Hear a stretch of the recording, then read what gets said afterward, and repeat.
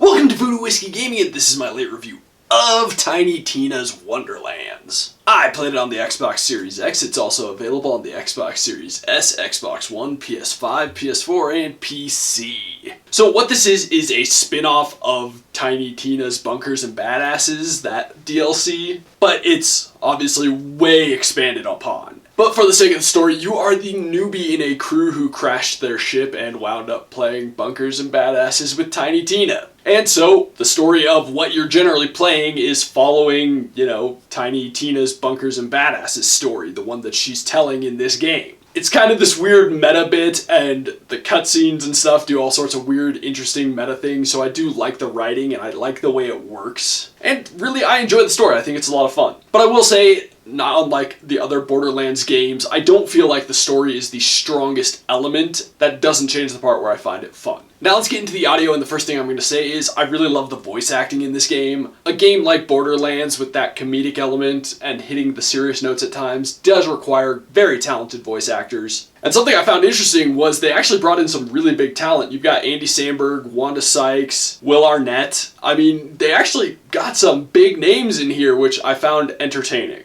But I think they all do a great job bringing their characters to life. As for the music, I like the music, and it really works with the vibe of the game. It captures this kind of medieval vibe which is going on in Bunkers and Badasses, so I thought they did a good job with that. And the sound effects absolutely match the game. They're over the top, they're ridiculous, they just work very well. Now let's get into the gameplay mechanics and whatnot, and this is a first-person RPG looter shooter. It obviously has the co-op elements because that has been a very important part of all the Borderlands games, so that continues on here, and it actually has crossplay, which is really cool. But in the majority of the ways, this game really follows what all the other Borderlands games have done. You explore the world, you shoot enemies, you fight your way to a boss, you take on quests, you have your main mission, and you collect a shit ton of loot along the way. I will say the one really unique thing in this game is that there's an overworld map that your character will travel on, basically transporting you between dungeons, and there are random encounters on it, which is a lot of fun, as well as other little missions attached to it that will take you to certain dungeons that you might not explore otherwise. But I thought that was an interesting element, and it brings something different to this game. It doesn't have the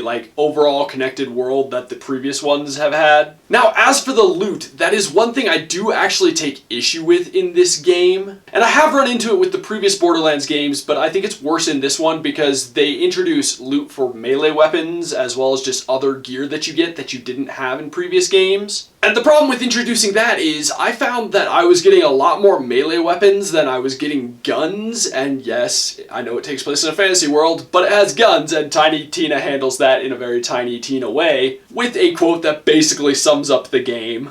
Wait, there's guns in fantasy?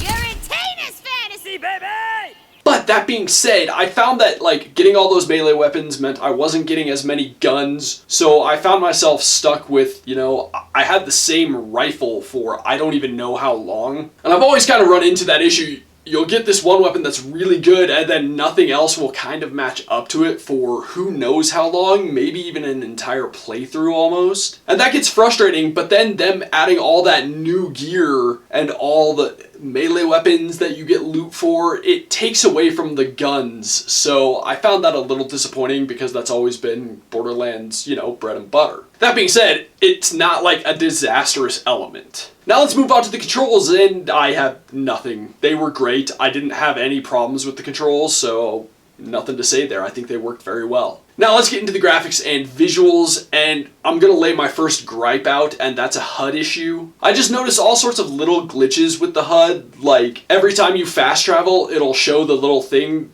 for the amount you paid for your last resurrection, or there were times where it would glitch and I would have the reload message on my screen and it would take a while for it to go away. I would have to have paused or jumped on the map for it to finally disappear. And just weird little HUD issues like that. Nothing, again, disastrous, but still very noticeable. Getting into the actual graphics and visuals though, I love the way this game looks. It continues with that cel-shaded look that they've had in all of the games. And it is kind of their signature look at this point. And once again, the characters are all very unique. The world you're in is very bright and beautiful and very much over the top, more so than in regular Borderlands games, because this takes place in a fantasy world, in a fantasy game that is being built around you at times, which is always really funny. They definitely use it to comedic effect at times, where Tiny Tina will have forgotten to take something off the map or forgotten to put something on the map, and you know, you've got to add it, or you have to imagine it and it suddenly appears and stuff like that. And it's something I've said in the past, but due to the cel-shaded elements, this game is going to hold up visually for a lot longer. So just overall, I'm really happy with the visuals, and I think they've gotten progressively better, and this is, being the newest game, the best looking of the Borderlands games. But I like all the little elements, like you have Claptrap in the game, but you have these interesting elements that fit with the Bunkers and Badasses vibe. You just have all sorts of things like that that I think